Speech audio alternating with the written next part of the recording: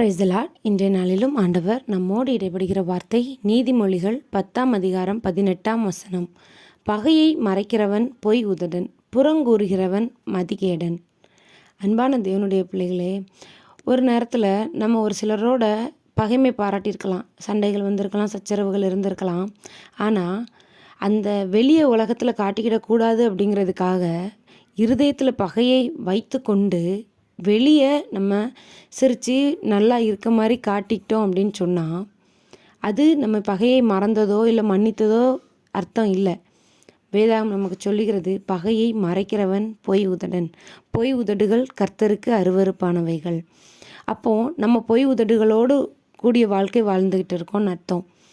வெளியே பார்க்குறவங்க சொல்லலாம், நீ மன்னிச்சிட்ட, நீ நல்லவா, நீ சண்டை போட்டனாலும் பரவாயில்ல, இவ்வளோ பாசமாக இருக்கிறீ அப்படின்னு சொல்லி. ஆனால் உங்கள் இருதயத்தில் நீங்கள் இன்னும் அந்த பகையை வச்சுட்டு தான் இருக்கீங்க அப்படின்னா நீங்கள் கர்த்தருக்கு அருவருப்பானவர்கள்.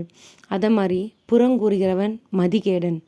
ஒருத்தரை பற்றி இன்னொருத்தர்கிட்ட குறைவாக பேசுகிறோம், நம்ம அவங்கள பற்றி தேவையில்லாத வார்த்தைகளை ஒருத்தர் இல்லாத போது பேசுகிறோம் அப்படின்னு சொன்னால் நம்ம மதிகேடன். மதிகேடன்னா முட்டாள் அப்படின்னு அர்த்தம். யாராவது ஒருத்தர் நம்மளை முட்டாள்னு சொன்னால் நமக்கு சந்தோஷமாக இருக்குமா? உடனே சண்டைக்கு போவோம், நான் முட்டாளா அப்படின்னு சொல்லிட்டு. அது எவ்வளோ ஒரு நல்ல ஒரு கடுஞ்சொல் முட்டாள் அப்படிங்கிறது. ஒருவேளை நீங்கள் ஒருத்தர் இல்லாத நேரத்தில் அவங்கள பற்றி அவதூறாக பேசுகிறீங்க, புறம் பேசுகிறீங்க அப்படின்னு சொன்னால் ஆண்டவர் உங்களை பார்த்து சொல்லுகிறார், நீ ஒரு முட்டாள் அப்படின்னு சொல்லி. இந்த வார்த்தை நமக்கு வேண்டாம். ஆண்டவர் நம்மளை எப்படி சொல்லணும்? நீதிமான்னு சொல்லணும், பாக்கியவதின்னு சொல்லணும், பாக்கியவான்னு சொல்லணும். நம்மளை ஆண்டவர் சந்தோஷமான வார்த்தைகள்னால ஆசீர்வதிக்கணும். இந்த புறங்கூறுதல் அப்படிங்கிறது நம்ம வாழ்க்கையில் என்ன செய்யக்கூடாது? இருக்கவே இருக்கக்கூடாது. யாரை பற்றி வேணாலும் இருக்கலாம், நீங்கள் யாராக வேணாலும் இருக்கலாம்.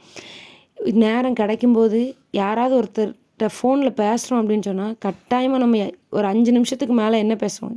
அந்த இடத்துல இல்லாத இன்னொருத்தரை பற்றி பேசுவோம். அவள் இப்படி, இவன் இப்படி, அப்படி இப்படின்னு சொல்லி என்னெல்லாமோ தேவையில்லாத வார்த்தைகள். சொற்களின் மிகுதியினால் பாவம் இல்லாமல் போகாது. அதனால் மனுஷங்கக்கிட்ட அதிகமாக பேசுகிறத குறைச்சிட்டு ஆண்டவரிடத்துல அதிகமாக பேசுங்க. ஆண்டவரிடத்துல பேச பேச அவர் உங்களை உருவாக்குவார். உங்களுக்கு அது ஆசீர்வாதத்தை கொண்டு வரும். மனுஷங்கக்கிட்ட நீங்கள் அதிக நேரம் பேச பேச தேவையில்லாத காரியங்களை பேசுவோம், பாவத்தை தான் உள்ளே கொண்டு வருவோம். நம்மளுடைய ஆசீர்வாதம் நமக்கு தடைப்படும், டிலே ஆகும். அதனால் பகையை மறைக்காமலும் மற்றவர்களை புறங்கூறாமலும் இருங்கள். கர்த்தரிடத்தில் தயவை பெற்றுக்கொள்ளுங்கள்.